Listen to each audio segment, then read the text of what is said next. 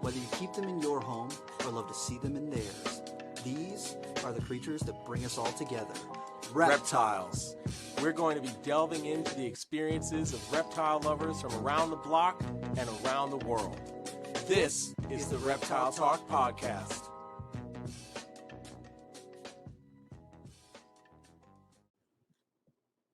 What's up, Jeremy? How you doing tonight? What happened? I don't know what happened. The browser didn't play the video, the intro video.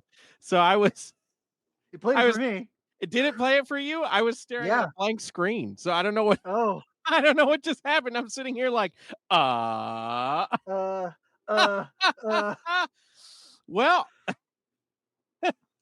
what's going on, everybody? This is Jeremy from Brassman Reptiles.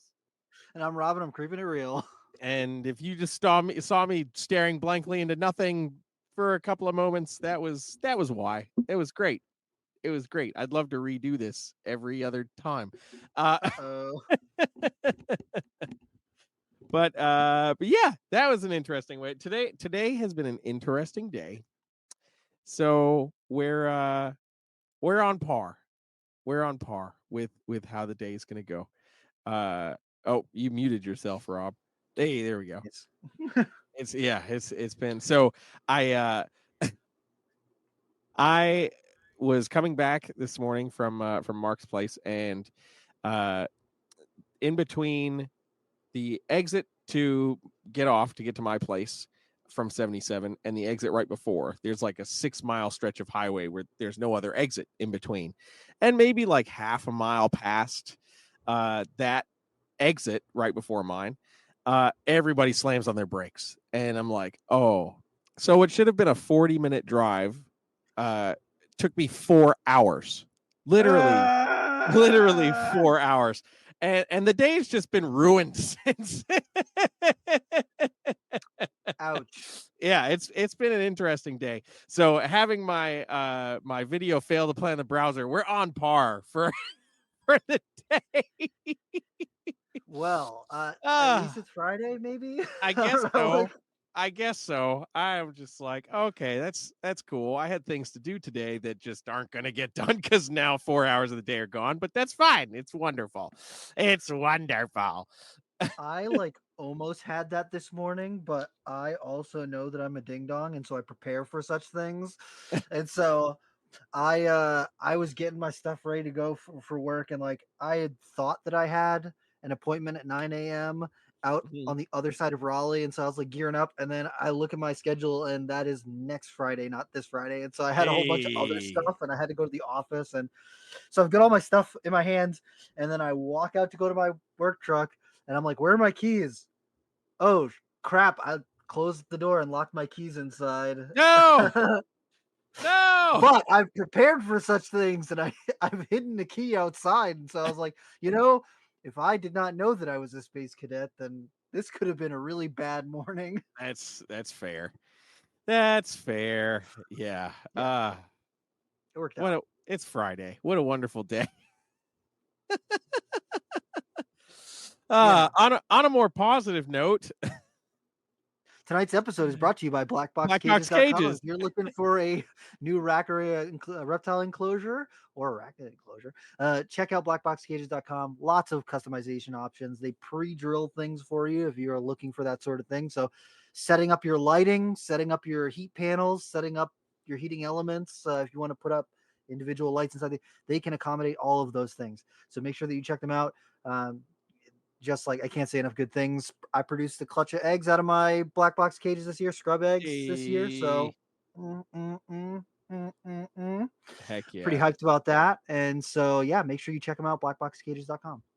Bam. You can also use code Reptile Talk at checkout to save a little bit of money on your order, because who doesn't want to save money in today's economy? We all got to save a little bit of money when we can. But yes, so go check them out. Blackboxcages.com. You can see their website floating down at the ticker on the bottom of the screen, and link in the description as always to all their socials and their website. How is your season going? What's some updates? You got scrub babies. I do have scrub babies that are out now, and I am excited because scrub babies, and also kind of really bummed. I went through and did a preliminary sexing, and it's like all boys. Ah, I think there's one female in the clutch, so I'm gonna go through and resex them again because my feelings were very hurt by that, because I'd already promised someone a female, actually two people females, and if I don't have any females, then you don't have any females. What that also means is ruh-roh. if you're in the market for a male scrub python, you might be able to get one Yeah, this year. for all the people who have been like, "Hey Rob, when are you gonna sell some scrubs?" This is gonna be the year. I'm gonna be selling some fucking scrubs, man. I cannot sit on 8 male scrub pythons. So Yeah. Oof. Ooh, yeah, oof. I mean, there's some that look like really phenomenal, and Hell yeah. I might keep one of those, but I'm probably gonna let go most of this clutch. If I resex them and it is mostly males, most of them are probably gonna go. Yeah. And that's just kind of how the cookie crumbles. But also, Fleb is looking really dark right now and going into a shed cycle, and this is kind of the time of year where Hey. she goes into that pre-lay shed, and so I think this is a little bit late, but Mhm. with our winter and everything, I'm like, this is kind of on par. So fingers Okay. crossed, hoping for another clutch of scrub pythons this year. That would be lit, especially because I posted some pictures of Fleb's babies, those really crazy black ones, and it's a Yeah. repeat pairing that produced those. And so that would be really tight if I could hatch out a few more of those, because I would like to Heck get those yeah. into some other people's hands or keep some more of them, you know. Yeah. So I just that'd be cool. I got carpet python eggs in the incubator. I got skunk Borneo eggs in the incubator. I've got uh, granite marble cross eggs, primarily granite. Ooh. Borneo granite head ultra stripy stuff eggs in the incubator, Hell yeah. and I might have one more clutch of Borneos. I don't know. I almost everything I paired has laid so far. I think there's one female Borneo that I paired that didn't go, Not and there's bad. one that Not I'm bad. like, she's on the fence, because like Yep. I don't know. I try not to go crazy with pairing things, but I've got like, if I had to say like success rate of how many things I pair versus how many clutches, it's like 80 or 90% of the things that I pair, I'm getting eggs out of, which is really Hell yeah, nice. dude. Yeah, that's great. So can't That's complain great. there. The carpet python eggs got to be like, I don't know, maybe a couple weeks from hatching out. I don't. I've been so like out of my mind, like reorganizing my life over the last 6 months, that like Yeah. they're gonna hatch sometime. I don't know. The scrub pythons, I was like, okay, I'm staring you guys down the last 10 days, Right. but everything else, I'm like, you'll hatch out when you hatch out, and Yep. hopefully there'll be Pretty some much. cool stuff in there. So, what Hell about yeah, you? dude. Yeah, so we're right now the only things that have been hatching, we had some albino carpets hatch out, Ooh. which was great. So proved out that the female that I thought was potentially super caramel albino is just a caramel albino, and I'm totally okay with that. So we got some caramels and some caramel albinos and some normal albinos out of that clutch. So that's cool. I was happy with that. Been hatching a bunch of really cool leopard gecko things right now, which has been really cool. Where any day now we'll have some ball pythons pipping and some Texas rat snakes pipping. So they're like pretty much neck and Ooh. neck to see who pips first. But the ball python stuff will be like triple het, true ghost clown stuff. So that'll Sick. be a fun little clutch. And also pulled clutch, ball python clutch number 12 today, from Axanthic clown to Axanthic firefly het clown. Yeah, there's a lot of ball pythons happening this year. Which was the plan, the final hurrah with ball pythons before we really reduce the numbers. So He um says. yeah, no, it's happening. Trust me, it's happening. But yeah, so excited about that. What else? Pulled a first clutch of Mex King Snakes. So super happy about that. A little 7-egg clutch from one of the Granite girls. Had Ooh, another hell one. yeah. Yeah, had another one laid, but she slugged out, and Ah, she ovulated, but the ovulation was odd, and she never like plumped back up completely. So I wasn't shocked that it was all slugs. And then had a Cal King give me kind of like a half and half mix of slugs and fertile eggs. But it is what it is. It's first clutches of the year, And it's also like the first like hardcore colubrid year for me. So as I'm tweaking, getting those down and brumated, like figuring out what's going on with them. But we're literally less than a week away from more corn snake clutches and more Mex clutches, a couple more Cal King clutches. We've got hopefully North Mexican pines. That girl's looking swole. Should have a couple of clutches of Mexican Black Kings. What else? We're like 2 weeks away from that Super Stripe Borneo Shorttail clutch. So I'm very excited about that. Wait, what? Yeah. Oh yeah. There's a whole bunch of things have been happening. We're now up to 50 leopard gecko clutches this year. It's a lot of leopard geckos, guys. It's a lot of leopard geckos. I think that's largely about it. And then of course Amazons. Tons of Amazon stuff happening right now. We've got 2 girls that have ovulated and had their post-op sheds. So we're looking at babies probably like late July, early August. And then yeah, exactly. And then I still have a couple pairs that are breeding with females with follicles. So looking maybe like 4 or 5 litters of Amazons potentially this year. So that'd be cool. Yeah, I'm happy. I'm super happy with that. And yeah, so just things are just chugging along. And it's like that weird time of year where I start to get antsy because I'm like, okay, we're pulling eggs and stuff's finally like getting close to hatching, but we haven't had anything really pip out yet. So I'm like, come on, somebody's got to poke out of this damn egg. I just paired my corn snakes. I was like, oh, it's still too early. Oh, it's May. Whatever. Yeah. I don't care. Wild corn snakes are hatching now. Literally, bro. I was finding some little baby snakes recently, and yeah, I don't know. Whatever. If they go, they go. If they don't, I'm not heartbroken about it. That's fair. But I still have some babies that haven't sold yet, so yeah, you're good. But yeah, man, it's the fun time of year. It's also the chaotic time of year because everything's on the go. Then we've got the Raleigh Reptile Expo next weekend. Yep, sneaking up fast. So it's gonna be fun. Huh? Limey reminded me today or yesterday. He was like, "Are you coming to the Raleigh show?" I was like, "Is it this weekend?" He's like, "No, it's next weekend." And I was like, "I don't know. There's too many things happening right now." That's fair. My schedule has been crazy the last 2 months, and I just am doing things too much. So yeah, next weekend I will be there on Saturday, and then Sunday I've got a different event I got to go to. So yeah, I still got to book my hotel. Woohoo! But anyway, speaking of fun hatching seasons and cool things already hitting the ground, I'm super stoked to be talking with our buddy Ed Komara from Komara Outdoors because he's been posting some really cool babies that have been hatching out over there, and he was just showing us one backstage, and I'm super stoked. He had hit me up and was like, "Man, last time we were on the podcast, it was cold.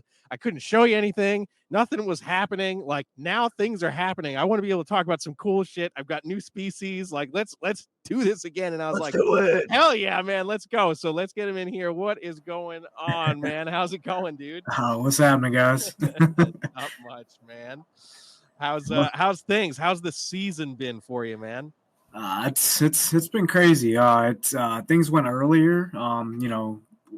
It was weird, because this winter was really rough.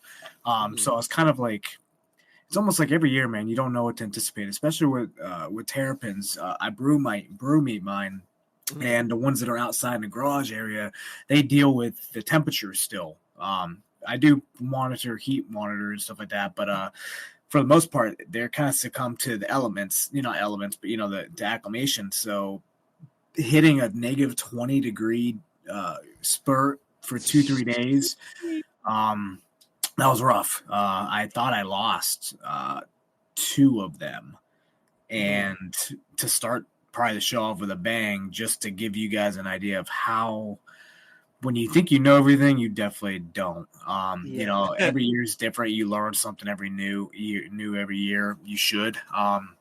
But yeah, we had that cold spout. It was like -20 without the wind chill. Now, mind you, my setups, I cover with a tarp.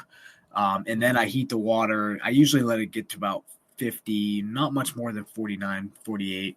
But I tarp it to deal with, the respiratory, with the, the temps, outside.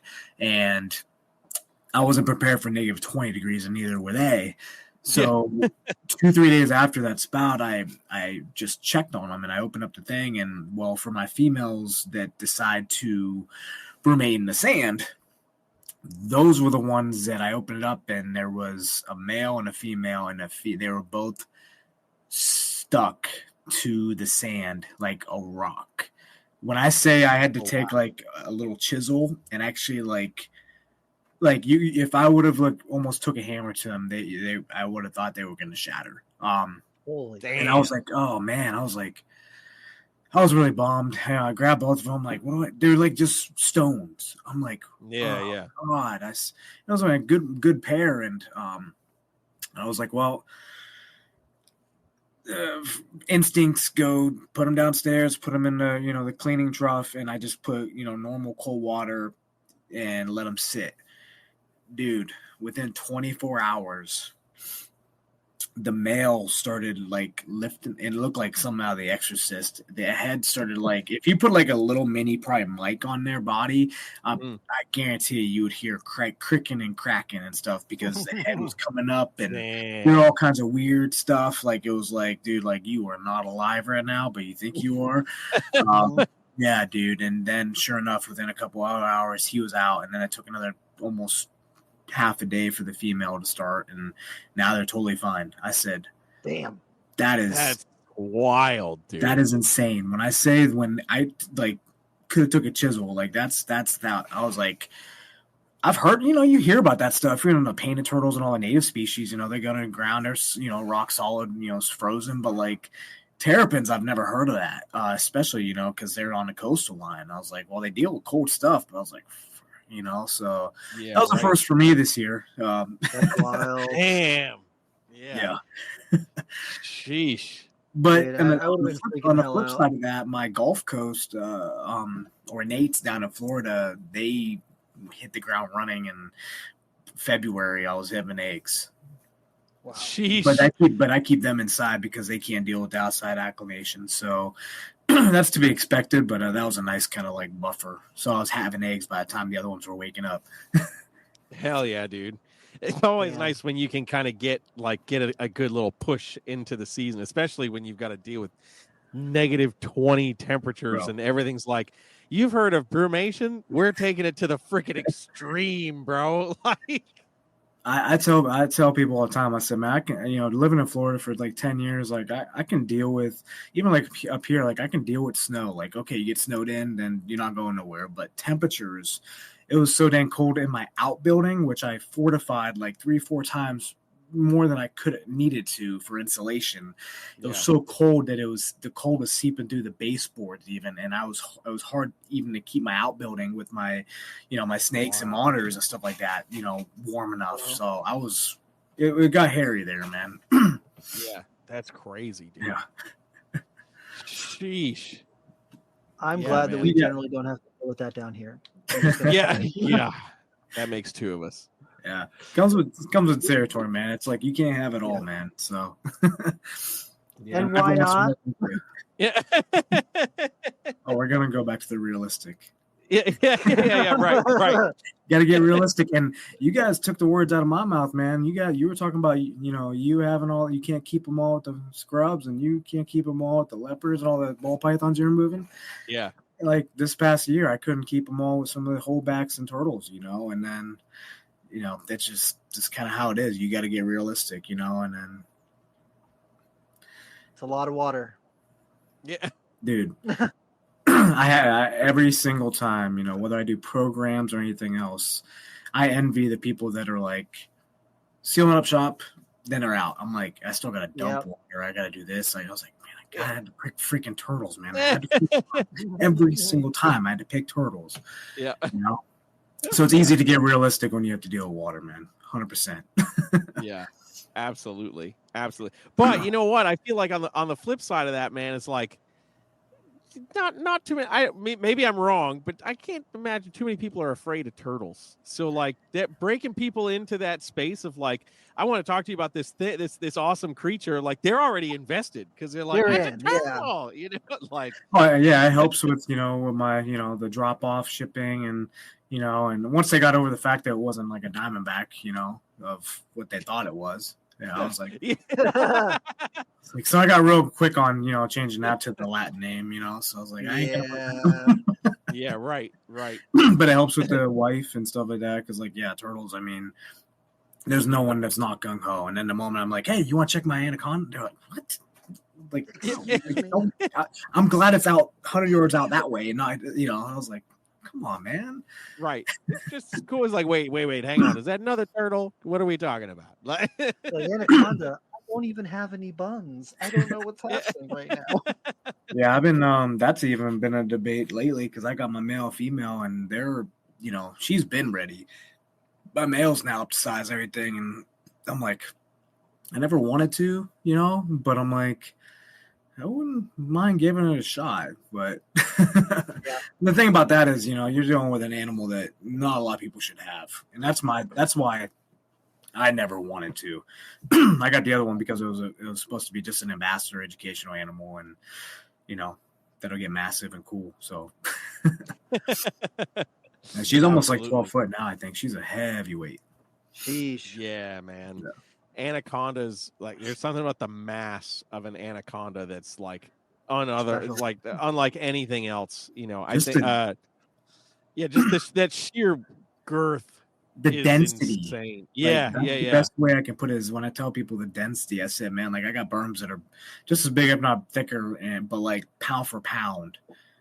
You can put them all, not even close. Put them all up to to bat against her, even combined. No, you got to be on your game, man. Yeah. I think Barczyk's team just put up a video recently where they measured and weighed their two largest snakes. One of them was like their newer albino tiger retic, and then one was Ivy, and the green anaconda. And I think the retic came in at like just over 21 feet and just under 200 pounds, and the anaconda was like 15 feet or something like that, and like 190 pounds. So like significantly shorter, 5-6 foot shorter, but like same weight. And I'm baby got back. Damn. It was just like, man, that's strong, man. That's intense, dude. Yeah. But that's the cool thing, about working with this past year and even 2 years. I think it was the last 2 years I spoke to you guys. Between my business and my educational program skyrocketing and blowing up, I've been blessed enough to work with such a versatile lineup of animals that I've been very particular on what I get in, but what I work with as well. So that's been pretty cool. I've been able to spice it up a lot in what I do, and because like when you work with an animal so much, not to say you get bored or redundant, but you never want to get to that point. So it's cool to go out and not just mess with my my snappers, but the anacondas, the black dragon, I got a couple. I just picked up a palmetto at Tinley, which is pretty cool. Corn. Thinking about getting into boas now. But there you go. The anaconda's the gateway. Usually it's the other way around. That's the other way around. Yeah. Well, but dude, here's the thing. Like, if you start out with like turtles, like everything else, and I don't want to, this means no offense to snake people or anything like that, but once you start with like turtles and aquatic and everything's easier, everything is like trickle down. Like I'm like heat this, that, no problem. No water changes other than the anaconda that don't even. Yep. Yeah, good thing they do. Good thing they do in the water most of the time, but still, frick, man. Yeah. I was very, very happy that Kevin didn't have massive water features for anacondas because it's already a pain to take care of them. But yeah, maintaining the water system. Pass. Yeah, I've seen like some, with Ivy and Brian's like some of the videos like, dude, we just cleaned you yesterday, and I'm like, and you're talking about a couple 100-gallon tank. I said, golly. Yeah, man. I said, I know my water bill and everything's high. I was like, Oof. So Oh. much. Oof. I ain't got time for that, man. Yeah. Yeah. Right. I've got 6 Pondovacs and Yeah, and yeah, but cancer luckily, filters. luckily I try to mitigate even with my terrapins is that I try to now the adults I don't have time to do it anymore, but like anything from subadult down, I'm always feeding extra in excess containers. So I just dump and go. Like I take the extra time to do that because it's so much easier in the long haul not to deal with the filters if you don't have to as much. So like all from subadult down, because like back behind this wall is all the stacked kind of stuff, and it's just easier that way. But on the outsides, that's the cool thing is that they're only awake for 6-7 months anyway. Right. Yeah. So that is a plus too, working I guess. with their brumation stuff is that it's a lot of work, when you're dealing with them, when you're feeding them, but also it kind of compensates as well. You don't have to work with them for year round. But Yeah. It's something I appreciate about the colubrid stuff too. Is like, yeah, a few months out of the year we get to just turn you off and just leave you be. Yeah. Yeah. And then I also feel like when they're coming back up, it's kind of like a rekindling of the flame a little bit, because now you're amped. You're like, oh man, like I have of course I'm checking on you during that time to make sure everything's good, but like I haven't really gotten Don't to mess with them, yeah. look at you. I haven't really gotten to enjoy you. So yeah, that's one of the things I love about having a species that go through those brumation periods. Is like, yeah, man, I'm hyped. I get to actually see you and work with you and handle you after a couple months of being like, that's over there and it's fine. Yeah. Just leave it be. Yeah, and that's the only, don't say downside even to, how I brumate is that I don't want to untarp them, because you got, that's fair. Yeah. and I can't see them anyway. It's going to be 20, 30 degrees out there still. And I'm like, last thing I want to do is like open it up and then ruin the, humidity aspect and all that kind of stuff. It's just like, that's true too. I have to trust. And that's the biggest thing is that, every year I've had some things happen. I can only do what I can do. Right. So, and it also comes down to, I don't want to put it like this, but sometimes survival of the fittest.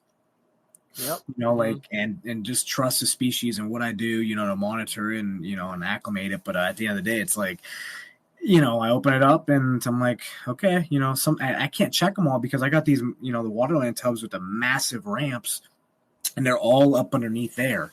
I said, I'm not sticking my hand, and that's not feasible, and I'm messing more stuff up with the cycle than by doing that than, my curiosity, The flip side of that, on the other side, when I bring my snappers in, I'm like daddy dog. Like I'm watching them, because like, at that -20, I had to throw the heater in the water and, because it was getting ice, and yeah, they can sit underneath ice, but like, I don't want that if I don't have to, Yeah, but like, yeah, for sure. At the end of the day, I think I got into the cold plunging and freaking checked the water and the snappers. It was like 30-some degrees, and my cold plunge was like 28. I said, man, I'm about to feel your pain real quick, man.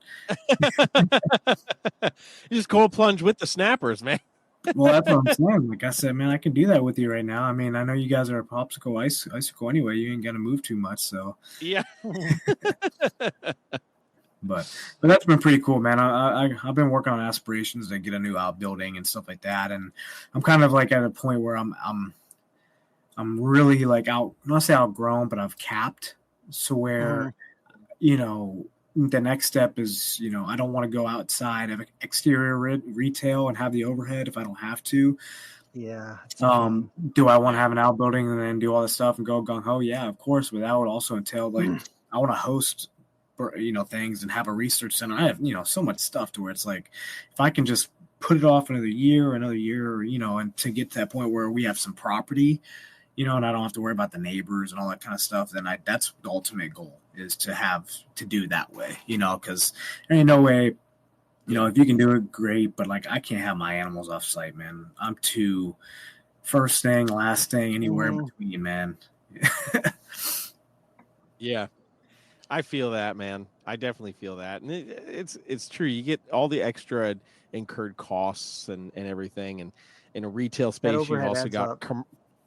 it does, because you get now everything's commercial rate based instead of residential based. So everything's just significantly higher to do the same kind of maintenance and stuff. And yeah, I think doing it on the property, if you're able to, like that's the way to do I it. rather if you're gonna I go rather that. much owe myself than anyone else.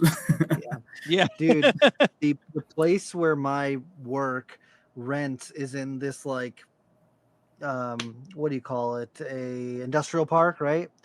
And the people who own the building were like, hey, so we're going to do some renovations and we're going to increase your rent. They increased our rent by $2,500 a month. And yeah, and the people next door to us have a skate park over there and like bike ramps and stuff. They said they were going to charge them an extra $40,000 a month if they wanted to stay there. Jesus. Yeah, so they were like, yeah, I we're guess out. we're out. Bye. That's insane, dude.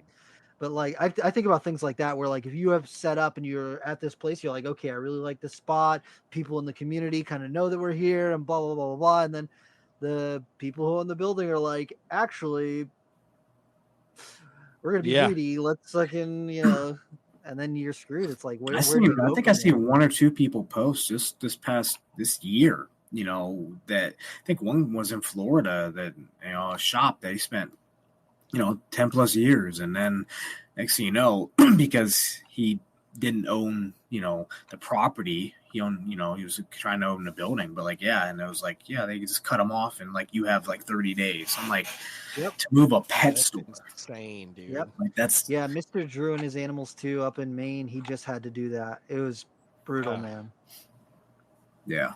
And my thing is like I want to stay more of a I kind of relate kind of my aspirations to like, if you guys know McCarthy's Wildlife Sanctuary down in West Florida. When I was down there, I worked with them and volunteered a lot, and I love them and Annette and having it on site, but also just it's more of a private kind of showing. Like they do private stuff to where it's not so like you don't need the whole big wow shebang, exposure. Yeah, everyone has their niche and everyone has their lane and what you want to do. That's the beauty about it. But you don't have to be a cookie cutter either. You can do new things, try new things. That's my big thing is I want to try to do not just like a reptile thing, but like an outdoors native and all kinds of different things, because that's kind of my background outdoors. I know I don't want to keep myself boxed into just reptiles. Yeah, that was my gateway,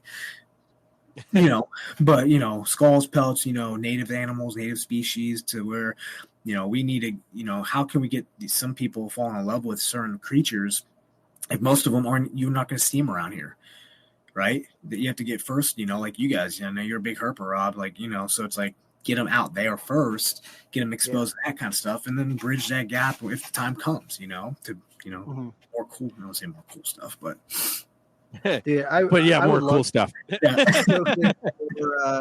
More native stuff. Like I like going to exhibits where you can see what the native wildlife looks like in habitat, especially where the enclosure that they have set up looks like it's natural habitat. I love seeing that sort of stuff. And I get it. Like, you don't want to just be boxed into turtles, right? No box turtles. Just, you got more on the horizon than just being boxed into turtles. Right?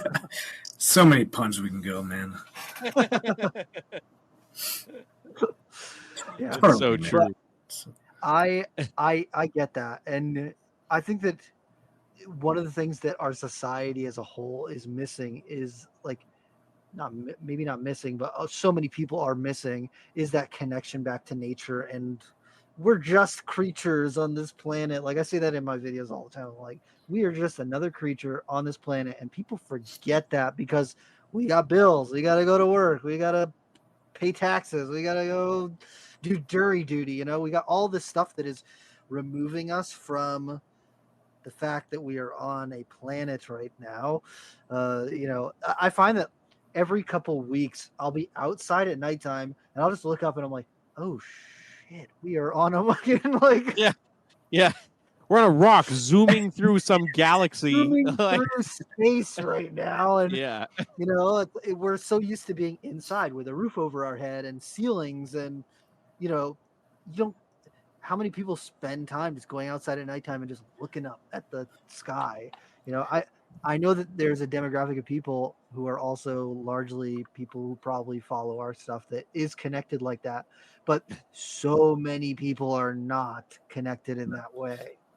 Yeah, and that's why, I don't take it lightly that, the first thing my kids, want to do when I get home from school is go in the back and check the ponds and, and who knew that, there's a 130-pound giant alligator snapper turtle in the pond sitting there, and then you got these kids overhanging on the bridge looking down I never take that stuff for lightly and for granted, because whether they want to pursue something or not, that's not my intent. My intent is just the exposure to where whatever you do, just like when I do my programs, my intent is not to get you to necessarily fall in love with these animals, but understanding and appreciation goes so much further along the way, to where who's to say that some kid will be a well-known figure, you name it. And I don't want to say politician to throw it out there, but any kind of figure of influence, that influence could help protect and fight for that animal at some down the road. Because it's not unrealistic to say, how long do we have some of these species, that we get to experience now, this time, right here, right now. That's why I'm so many people have, since I've been with Terrapins, so many people have come and went. Whether it was for the breeding and then, we know we can make this much money and see the demand. But you're talking about a turtle that, if you're lucky, 5-6 years, and that's still infertile, some 7-8 years, and you get his baby, there's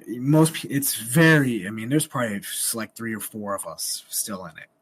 So I find it as much work as it is, it's my mission to, if I have one passion, like I did from the beginning, and I got rid of everything and kept with the Terrapins, that decision has carried me to, I have all this other cool stuff, but at the end of the day, I stripped all that away to just work with Terrapins before my first daughter was born, to make sure that at the end of the day, I'm willing to put in the work for the species, because now I got zoos and stuff like that to where I'm able to donate some cool animals to where they can put them on display. And that's the ultimate goal, not to just make cool animals and just to sell them. No, I want to get these animals in every opportunity for exposure, hopefully Toledo Zoo, they're like how you mentioned about seeing exhibits that mimic the natural environment.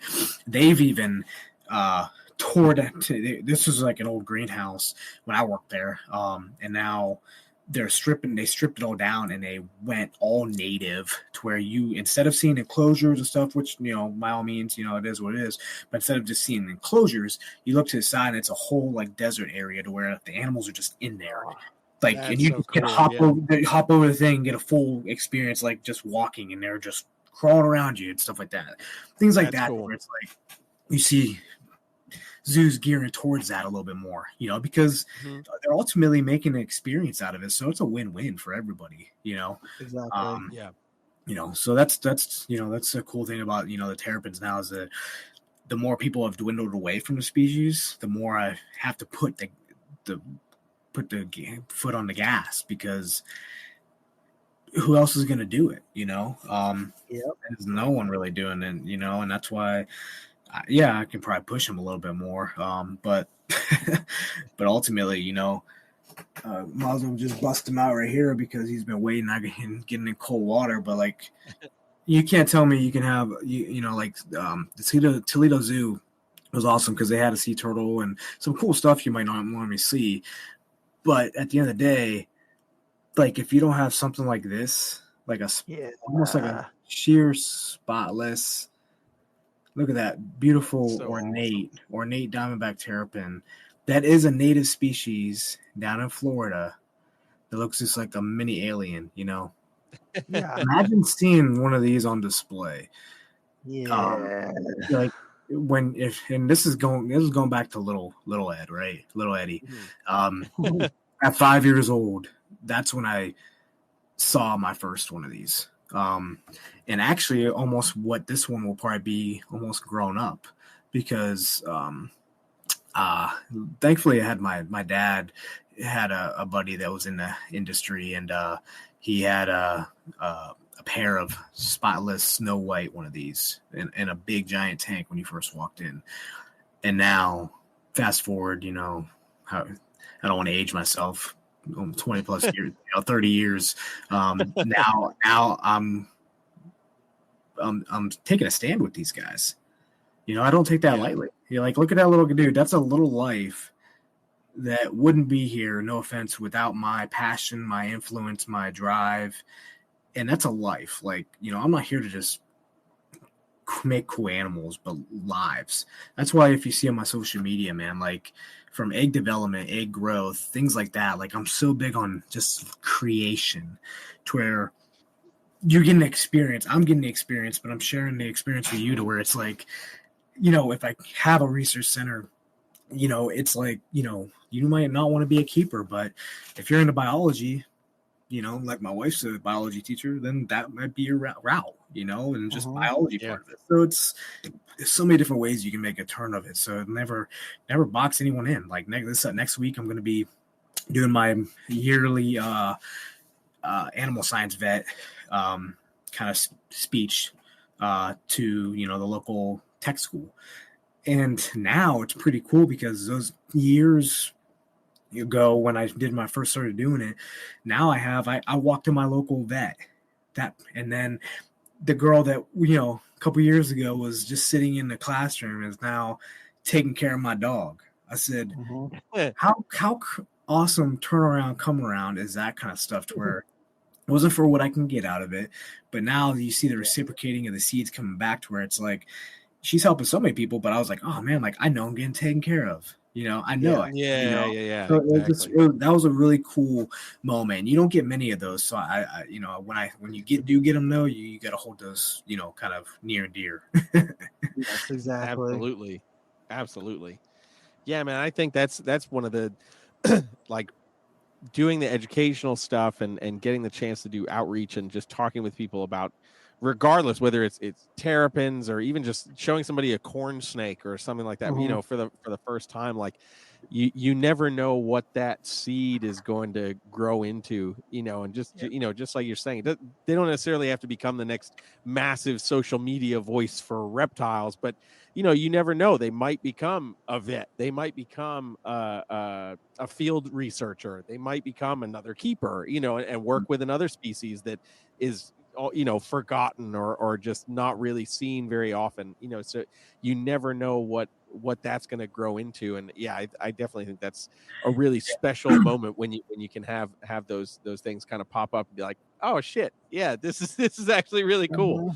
And at the end of the day, I tell them, I said, man, like get your education, get experience, get all this stuff, but we wouldn't even expect social media and technology to be where it is today 10 years ago probably.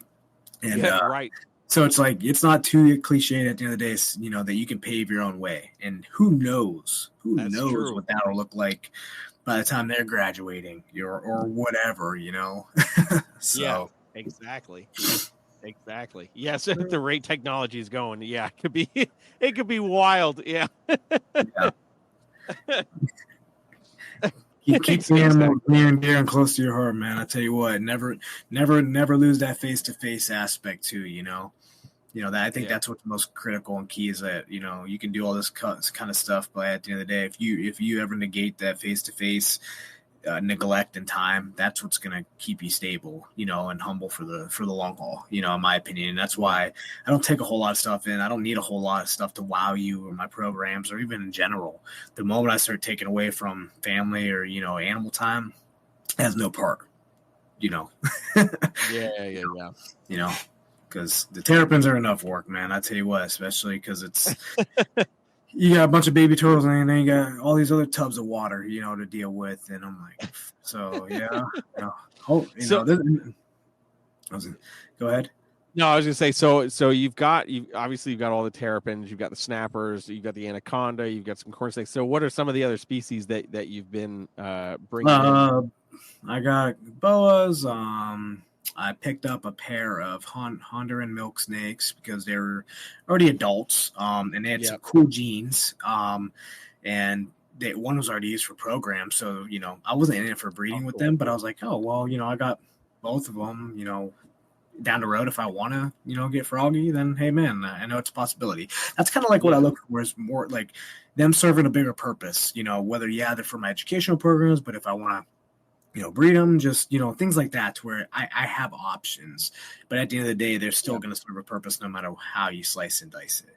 Then I got my beardies, and I got a couple, I'm big on tortoise as well. I picked up a bucket list tortoise from Sam and Laura Scucci down there in Florida.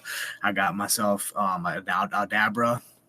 So yeah, I got that. So that was, and I had a connection with Redline, that they ship with us anyway. So I figured, yeah, they hooked me up a little bit. So I waited a couple, and here's the thing, I waited months. So people talk about rushing a gun.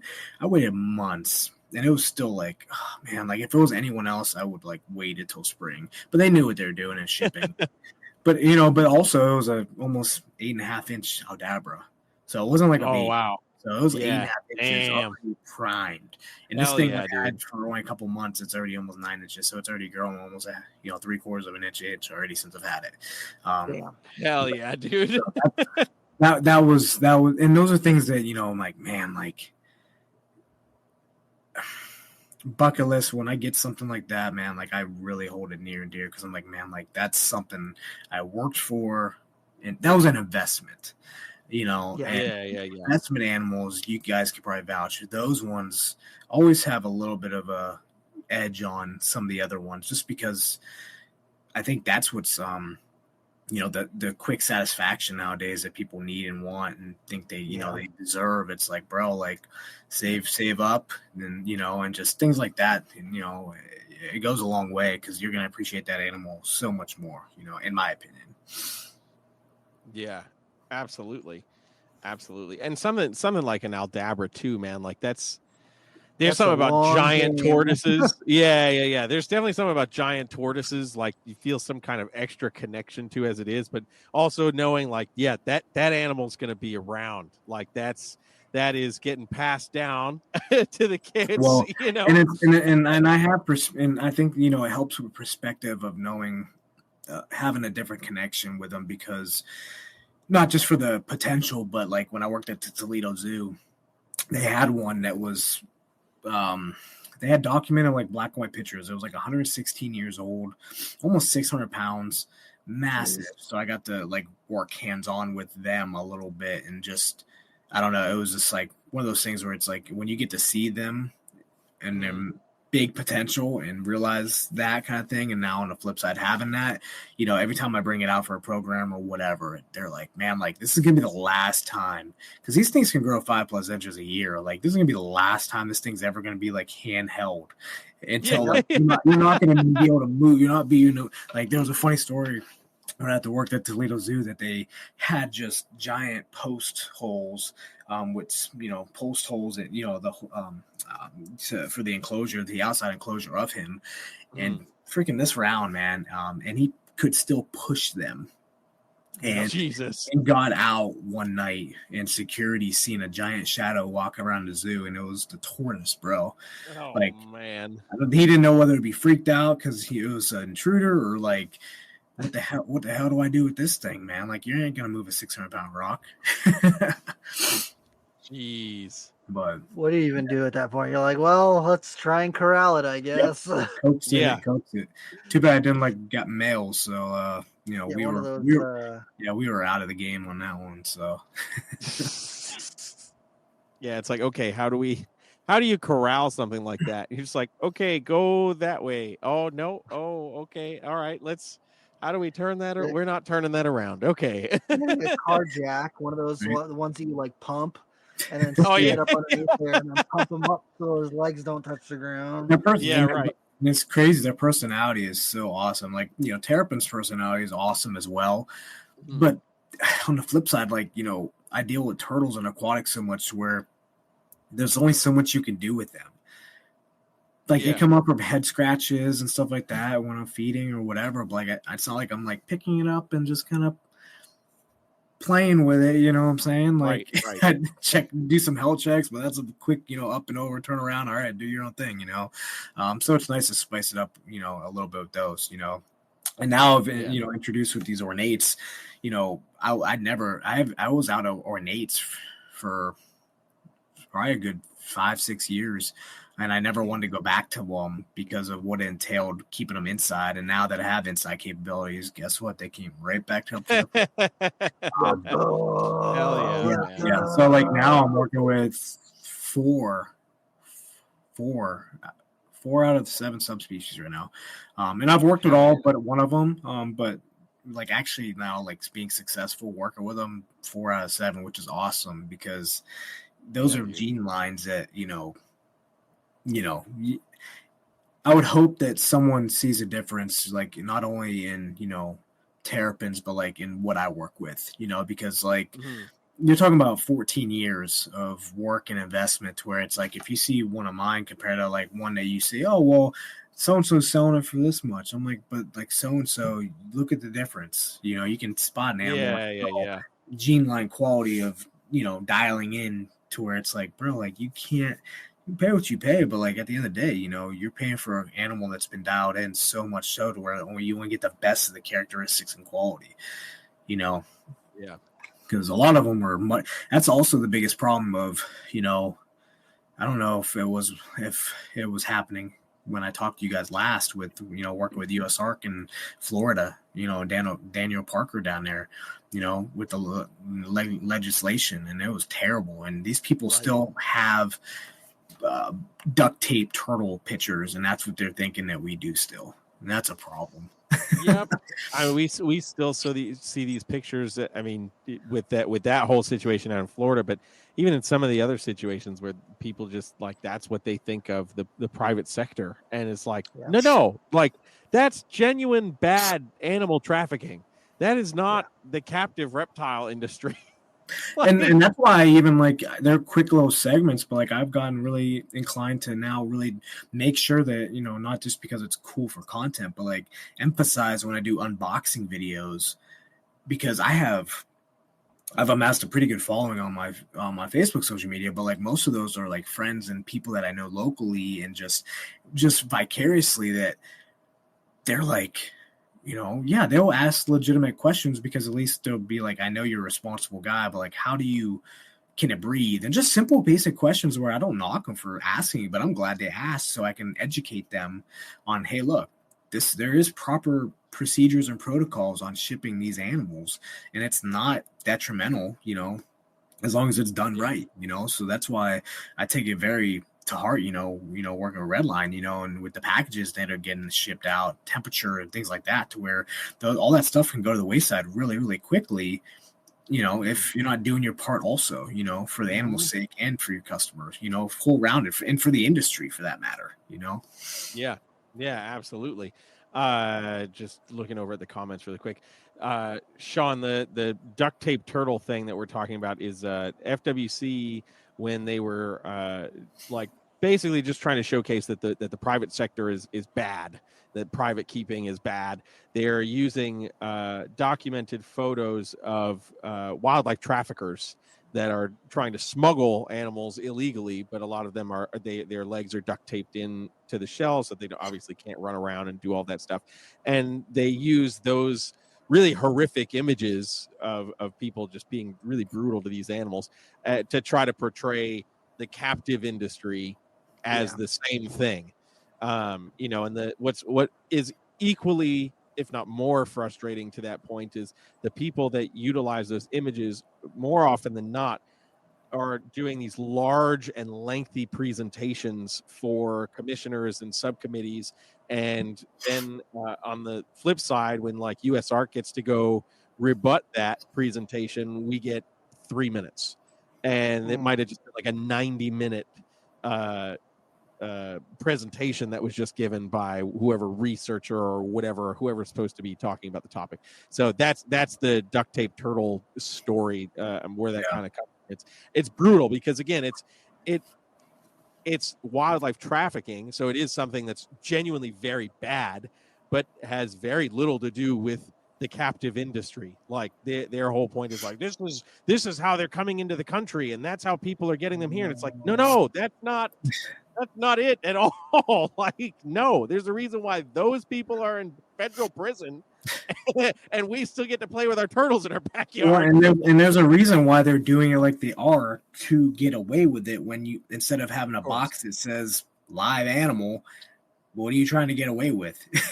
Yeah, exactly. You know, and to go on that note too, like, you know, it's pretty awesome that I just got I got to talk to Russ a little bit, but I got asked to do the Phoenix show, and I was supposed to do it this past November, but I had my surgery. But so I'm coming back. I'm gonna do it this fall, and I got asked to speak on Diamondback Terrapins for the TTPG conference. Oh, heck yeah, man! No pressure. No pressure at all. You're gonna do great. You're gonna do great. They're like, what you want to do? I was like, and I almost, and for a second, I almost forgot that I like work with the species. I was like, wait, hold on. You want me to talk about what now? I was like, what? Why me? But it's cool, you know, to where a lot of those instances, you know, if it wasn't for me being used to public speaking and stuff, like I would be like, no. But like at the end of the day, you know, there's something that someone needs to hear, or this or that, to where if like, dude, get out of your show, and you can't not at least try, because like you're not going to fail as long as you try, you know. And you know, so I think that's the biggest thing, you know, I love about how our industry has grown, is that a lot of people are not being afraid anymore to say certain things and just, you know, put stuff out there, to where it's like at the end of the day, you know, it's going to benefit, whether it's the species or the keeping or just anything, you know. And you know, obviously you want to take everything with a nugget and grain of salt. Everybody has their own preferences and stuff like that, you know. Your keeping is not going to be the same as mine for Diamondback Terrapins, you know, and that's totally okay, you know. But you know, at least if you have a good foundation of what to do and how to set up, then, you know, by all means, then go crazy, you know. So yeah, absolutely, man, absolutely. Yeah. No, but I think that's awesome, dude. I'm definitely stoked for you to be able to talk at that. That's gonna be awesome. And I think that slowly but surely we're starting to see these little glimpses of where the private sector is getting some acknowledgement from the from like zoos and other organizations that are ordinarily have been, or in the past have been, very cut off from the private sector, that really haven't wanted to deal with us at all. And when you start, you know, when you are working with a species like terrapins that, you know, less than 5 people are working with in any sort of substantial number, it's like, well, where are you going to go? Where are you going to go to get some of this information? You know, like you're going nowhere. And Joe Schmo that works at that zoo may have bred this one subspecies one time, but I've bred 4 or 5 of the different subspecies numerous times. I can tell you all this stuff. I have all this data because I keep track of my stuff, you know, and you're not going to get this information anywhere else. Yeah, and then, you know, at the end of the day, I have a conservation mind, you know, with my wildlife background degree, but I don't use that as a crutch either. You know, I complement it with my hobby mindset and keeping, to where it's like, you're not going to get to know these species that are so elusive that most people don't even know about them, yet they're in our backyard and our lagoons and estuaries, and you're never going to see them because they're that elusive. And, you know, where, so it's like, okay, man, like you can put your radio telemetry thing on and go crazy, but like, what are you going to learn? You know? But 6 beeps to the left, guys. We gotta go 6 beeps. And I'm not to knocking the that left. either, because it has a purpose in place. But like at the end of the day, you know, you just that animal. There's a reason why, you know, to where it's like, you know, at least if you have a good gauge on like knowing the animal's preference and just keeping and stuff like that, I think that, you know, it's only going to help complement. You know, like when I want, that's why I want to get these animals in more of a zoological or whatever field, and just exposure wise, because that's going to be in return how we can help conservation also, because there's no funding for these animals at all. They're the first ones to get cut, even if there is. So like, what's conservation able to really truly do with their hands tied? You know, so guess what? Right. You know, if you can create a demand and market, it's not a bad thing to have a demand and market, man. You know, and as long as you keep the value at, you know, at the not at the expense of the animal's sake, you know, you always keep that, you know, value high. Luckily, I work with a species that really there's not a lot of fluctuation because there's not a lot of people getting in and out of it, or out of it, but into it, So, that I feel honored and privileged, man. But just a lot of diligence. Yeah, absolutely, man. But yeah, it means so much to see that people's hard work and dedication really being genuinely recognized and appreciated again after so many years, so many decades, really, where the private sector has just been shunned by what I think that really helps. What I think that really helps now that you mention it is that this is where on the flip side of like social media has helped, because 10 years ago, it would have been easy to just shut off and shut down and not listen to certain things. But that's where everyone listens now. They listen more to that than that's true. The news and all this other stuff, to where it's like it was so much of an influx to where it's like they can't turn that off. So they had to listen at some point or get realistic, of like, hey, dude, like, if they can have a benefit, it's going to be better to serve as an aid than having, like, see it as not just competition, but just like, because I feel like sometimes you can get that kind of aspect to it because, there's some zoologic fields I know that they just don't, you just don't want to do hands-on stuff. And that's that's safety and that's procedure and that's protocol. I understand that, but at the end of the day, like if, good animals, good quality, good nature, good, just hands-on, just all that stuff, that's, also enrichment and serves a purpose as well, and I think that's where we twofold can complement each other, Absolutely. Yeah. I definitely think that the lines, originally the lines were not so drawn in the sand. And then there was this shift and they've been very black and white, for so many years. And now we finally are starting to see that kind of get blurred a little bit, which is great. I mean, like we're even seeing it with Ty Park at Iguana Land, getting access to certain animals that, he's getting access to specifically because of the work that he's done with the rock iguanas and with some of the other turtle and monitor species and stuff. Like it's literally just because of that dedication and ability to dial in on that we're seeing those things take place. And I think that's wonderful. And we hopefully will see a lot more of that in the near future where the private sector really does get a little bit of that limelight to come in and be like, okay, we see what you've done over here. And obviously like we can't get access to certain things in the field because we don't have those credentials and we would have to jump through a million more hoops. So that's great. That's awesome. But now here's what we can learn being in this hands-on space. And this information is going to amplify what you have for the wild. And so we're not here to take anything away from that, and we're not the boogeyman here in the private sector. And I think that's what we've seen for so long. And it's definitely really nice to see that kind of getting blurred. And 100% you're right. Like social media is going the way of like major news outlets, major media, integration. So it's like, you're not going to be able to ignore it for forever. It's impossible. I mean, we just saw our buddy Christian Caveman Wildlife just did his whole documentary on finding a green anaconda in the wild. Like went down to South America, did this whole expedition and put out a documentary on it. And it was so well done, like massive kudos to him. And he's getting so much attention for it. And he's getting calls from this person and calls from these people and these organizations. And it's like, this is awesome. Like this genuinely is friggin' great that we're seeing people in the private, and he's not even really a keeper like that, but he's just like, I just love animals. Like I'm so dedicated into animals, but he's going the total opposite route of anybody else. So if he's trying to get like a major network TV deal or something like that, he's like, no, man, like I just want to do this myself.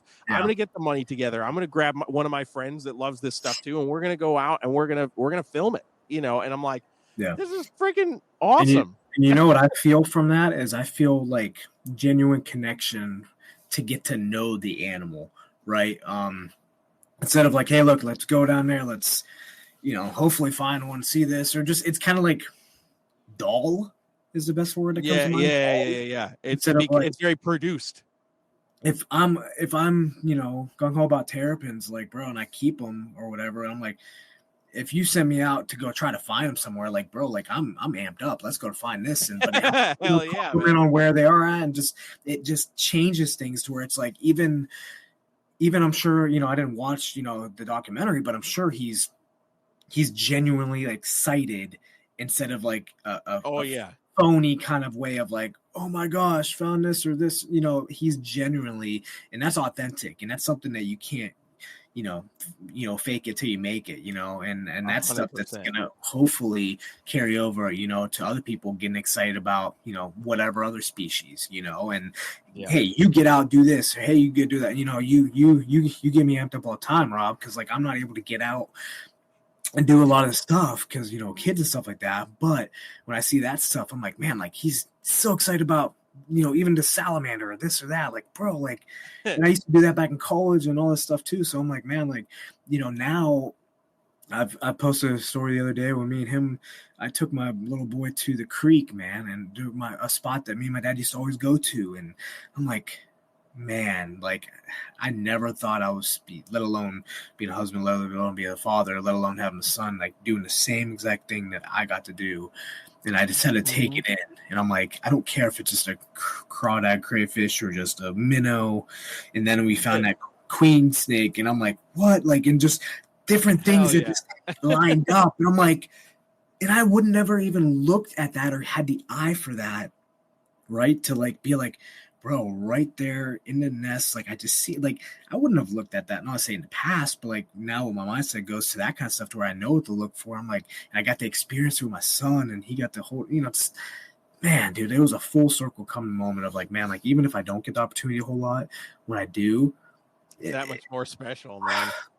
And turn around and make sure, no offense, but capture a couple little segments of it to share with others, to be, it's like, hey man, like get out there and just, it's never for clickbait for me. It's all real, raw, and organic in the moment. Like I got better at that. And when I started sharing more, people just wanted to see more, so I was like, oh man, like sometimes I used to be so reserved, even going back to the past year or 2 years. And since I've been not as reserved in sharing, like people really, man, like I was at my dentist office the other day, and the lady that takes care of my teeth, she's like, you have no idea, my son, who's like, I think he's like 10, every night he wants to check your social media to see what the next, if there's a new video or reel or something like that.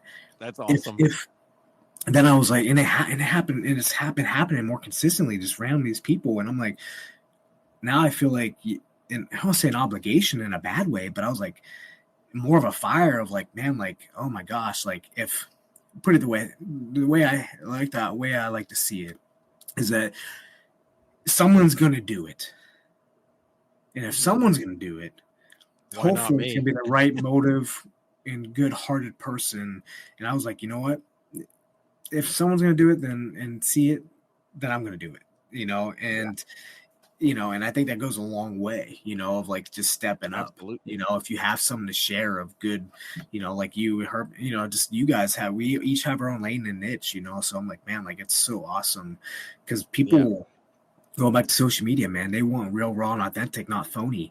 And if they're getting that, that's what we're feeding them, and they're getting a whole different, we're molding them while they're still pliable from a genuine aspect of these animals. And they're like, that's, and then if something happens or laws or regulations, and God forbid, but like then they're like, dude, like it's like no, that's not what they can distinguish right, wrong, whatever. So like that's how my mindset goes, to where if the laws, regulations in Ohio go, it's not just me you're facing, you're gonna face the whole community, education system, all these different facilities that I've been imparting into, to where it's like that's where the power in numbers also comes into play. They don't have to really love, but they understand and appreciate, to where it's like, if you're going to be someone's guy, be their guy. Yeah, 100%. 100. It makes all the difference in the world, man. I mean, hell, even Rob just posted recently that video of finding that massive black rat snake. And like he sent me the videos before it was posted, and like I was in my car, I was just about to walk in the door, and I was like in my car, and I saw those videos, and I was like, fuck yeah, dude. Like I was so pumped up, and I'm like, it's a black rat snake. Like it's not the most amazing species in the world, but like you're hyped, bro. Like you're seeing one that's like supersedes expectations or thought, and you're just like, holy crap, like this is awesome. And like seeing videos like that are so freaking cool. And again, like to the point of like social media being able to provide that like authentic education and excitement about what you're seeing goes so far beyond the overproduced, overhyped, whatever. And I think that's a massive value of social media in today's world, is like TV with the FCC and all that stuff, like so produced. It's got to be so prim and proper, and it's got to be done this way. Otherwise, it doesn't fit the mold, so it's going to get shelved, and then it'll never see the light of the day. Or when it does, it's lackluster, because they've got to adhere to all this stuff. But you go on to YouTube, and you see somebody losing their mind because they just dove on top of a 19-foot green anaconda, or you open up Instagram and you see Rob freaking out about a black rat snake that's fucking longer than he is tall, and, and you're just like, holy crap, man, like this is so freaking cool, dude. You can't help but get excited. Yeah, or seeing what the legacy has turned into. Like, yeah.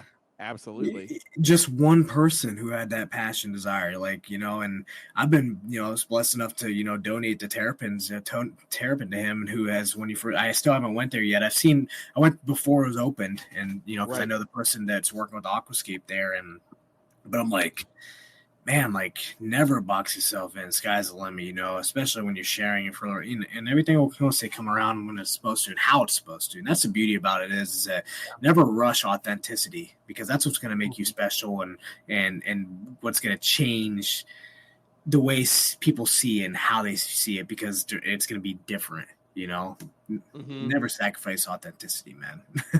Yeah, 100%, dude. 100%. So hell yeah, man. Now I'm all hyped. I'm all hyped. I'm gonna go film content now, man. It was a little bit better than how we started off the conversation on a Friday, right? Yeah, I could have put my 2 cents in there saying I was 3/4 of the way done with cutting the grass, and I got rained and stormed on, and I was like, rain or shine, and I did. And I was like, not very happy walking in. I said, well, at least it's done. I said, okay. Yeah.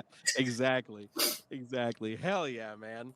Well, listen, we've gone past our hour mark, but I'm so hyped because this conversation was great, and I think this is a topic that people are starting to see. And if you're not, after hearing this discussion, maybe you'll start to go investigate and find some of these authentic people and really get hyped and energized about whatever the hell you're interested in, any reptiles or anything else. But you know the deal, Ed. Before we let you go, we got to ask you one final question. And that question is, what in the realm of reptiles, be it something at your place, something you're working on, or something you may have seen out on the interwebs or whatever, what in the realm of reptiles has you excited about reptiles right now? What has me excited is, man,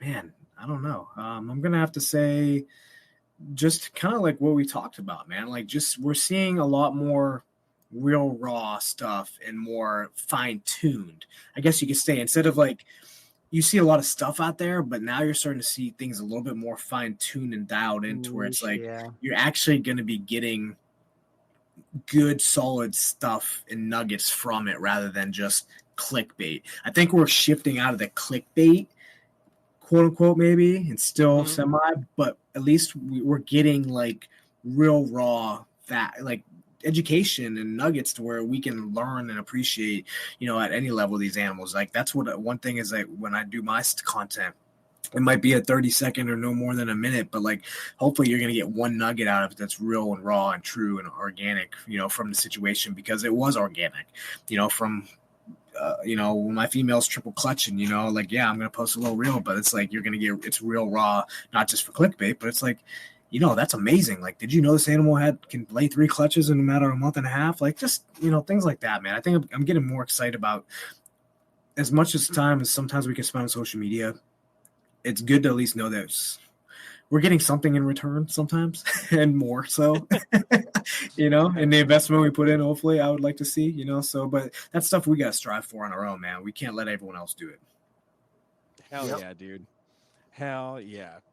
I'm all for it, dude. I'm all for it. If people want to find out what you've got going on, where they can see some of this awesome content, where they need to go.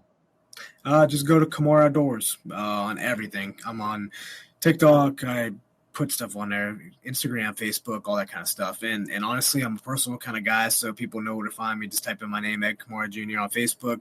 That's where my biggest following is, actually, because I like to give my own my real life story, not just animals, but family, just things like that. So Hell yeah, Yeah. dude. Thank you for coming to hang Thank you out very with us, much. man. This was awesome, bro. yeah, definitely, man. I appreciate the opportunity as always. And I'm excited for you guys and what you guys got going on. And I think I think we need to, stay connected. And I think that's the beauty about seeing every year or 2 years, seeing where we were at and now where we are. And I think that's what, like we're more amped up than we were last time. And last time we got the flex picture with all of us. That just That's right. That's right. now we're just missing Phil, man. I know. That's right. That's right. That's been our thing too, that's cool, man. That's real relationships, And I man. love that, to where now being in the circuit sometimes with the shows, now I'm really getting to grow relationships with amazing people that I've been following or talking to on social media, to where I think that's been the biggest blessing in the past year, 2 years from my perspective, is getting in the circuit a little bit more, to where it's like I've never been one of those kind of guys, but it's awesome having that privilege now. Hell yeah, man. I dig it. We got to catch you at one of the shows, maybe Daytona or Tinley. Bro, I'm always at Tinley. That's a driving one for me, so that's non-negotiable every March and October. Hell fair. yeah, man. That's fair. Sweet. Jeremy knows, man. Yep, absolutely. But hell yeah, dude. Thank you again, Ed. Yeah. And we'll talk to you soon, man, for sure. Sounds good, guys. I'll talk to you All next Hey, time. man. See ya.